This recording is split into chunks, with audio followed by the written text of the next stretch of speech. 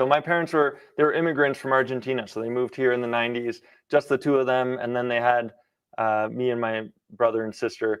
So we were born here in Canada. But also because they were new immigrants, like we didn't have that much money growing up. And I heard like, no, we can't afford that. I heard that a lot and I didn't like it. And I said, okay, well, if my parents can't afford it, I'm going to figure out how to get money on my own so I can get what I want. And that started pretty young. I remember like being in elementary school and I mixed up like icing sugar. I think it was icing sugar and water and into little balls. And I called them chill pills. And I was out at recess hustling these chill pills to the other like grade schoolers.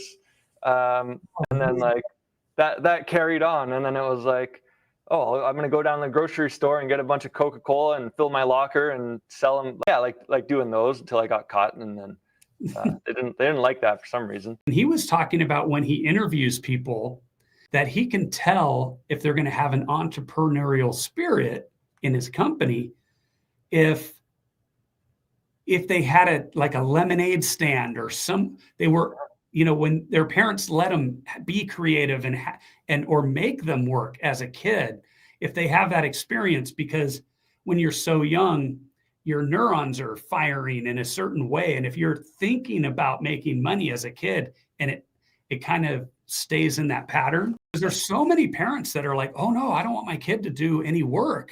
But if they're not thinking about making money and doing work, that's a different way of thinking. So a whole different perspective, like looking at problems and identifying opportunities. If you have that from a young age, then that gives you a big leg up. Like a lot of the time, like these little businesses, whatever, is trying like this complete like flop and didn't work.